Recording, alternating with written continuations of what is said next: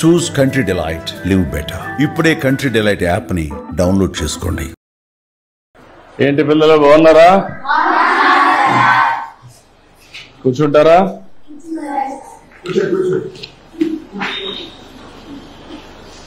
ఏంటంతా 8th class అందరూ బాగా చదువుకుంటున్నారా? Okay, ఈరోజు మనందరం కూడా మీ సోషల్ సైన్స్ అంతా కూడా మీకు ఒక అవగాహన ఉంది, అవునా కాదా? మీ టీచర్ బాగా చెప్తున్నాడా?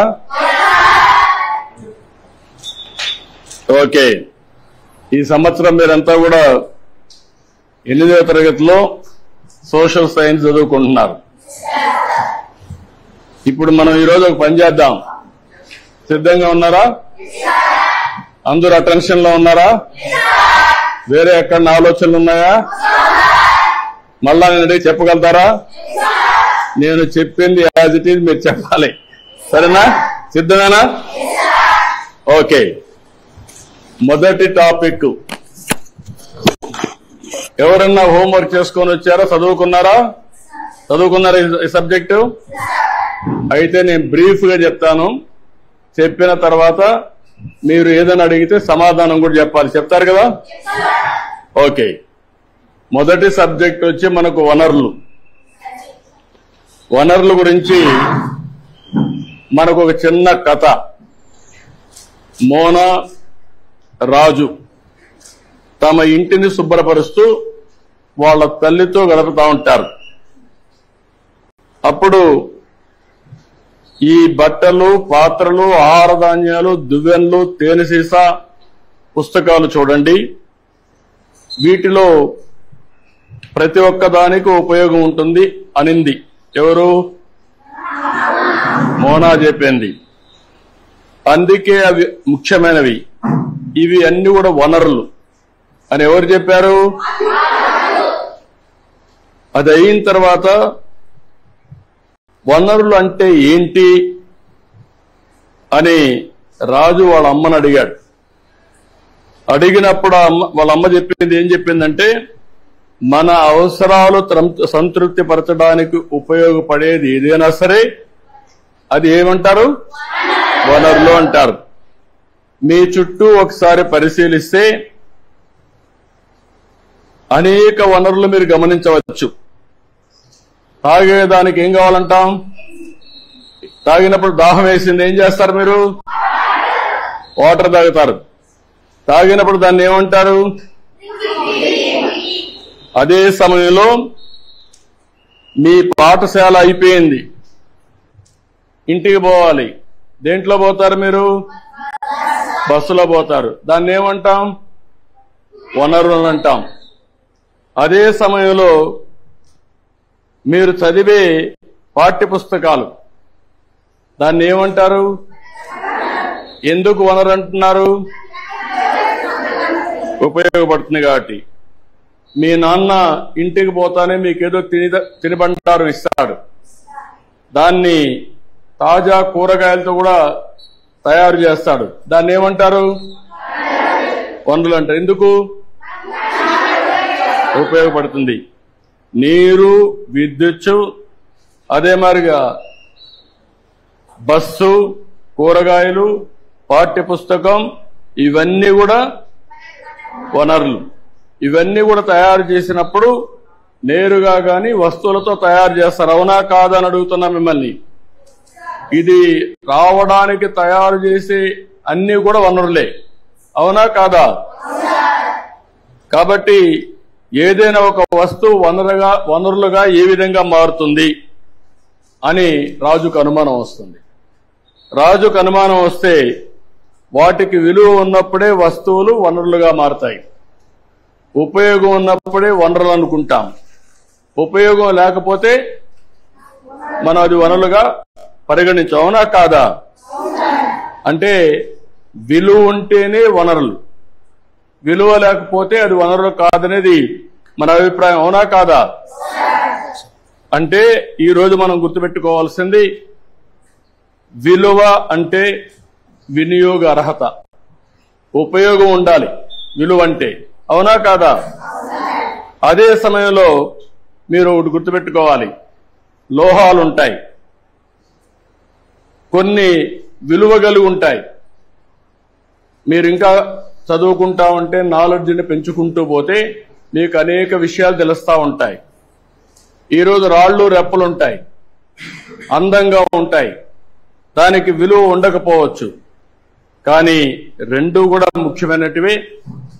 మానవ సహజ వనరుల్లో ఇంకొక విధంగా అవసరాలు తీరుస్తాయి.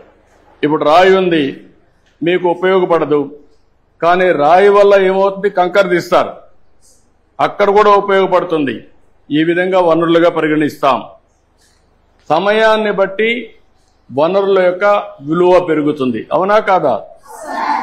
ఈ విషయంలో మీరు ఒకసారి చూస్తే, మీ ఇంట్లో ఒకరుంటారు, మీ ఊర్లో ఆయుర్వేద మెడిసిన్ చేస్తూ ఉంటారు, కానీ దానికి విలువ లేదనుకుంటాం. కానీ దాన్ని పేటెంట్ చేసి దాన్ని కానీ మార్కెటింగ్ చేయగలిగితే ఆటోమేటిక్గా కోట్ల వేల కోట్ల రూపాయలు వస్తాయి. దానికి కావాల్సింది తెలివి కావాలి, పేటెంట్ చేసుకోవాల్సిన అవసరం ఉంది. అంటే దీన్ని బట్టి మీరు అందరూ ఆలోచించుకోవాల్సిన పిల్లలు, సమయం, సాంకేతికత అనేటి వస్తువుల్ని వనరులుగా మార్చి రెండు ముఖ్యమైన అంశాలు. రెండు ఇలాంటివి మనం ఆలోచించినప్పుడు మీరు చాలా సమస్యలు చూస్తూ ఉంటారు, సమాజంలో చాలా వనరులు చూస్తూ ఉంటారు. ఆ వనరుల్ని మీరు నెక్స్ట్ లెవెల్కి తీసుకపోతే దానికి కావలసిన జ్ఞానం కావాలి, చదువు కావాలి, ఇన్నోవేషన్గా తయారు కావాలి. అప్పటికే దానికి విలువ పెరుగుతుంది. వనరులు అనేటివి 3 రకాలు ఉంటాయి. సహజ వనరులు, ఈరోజు కొండలు ఉన్నాయి, మీరు సృష్టించారా? ఎక్కడి నుంచి వచ్చాయి? నేచురల్ గా వచ్చాయి. ఈరోజు నీళ్లున్నాయి, ఎక్కడి నుంచి వస్తున్నాయి? నేచురల్ గా వస్తున్నాయి. ఇవన్నీ ఏమంటారు? సహజ వనరులు. రెండోది, నీరు నుంచి కరెంటు తీస్తాం, అవునా కాదా?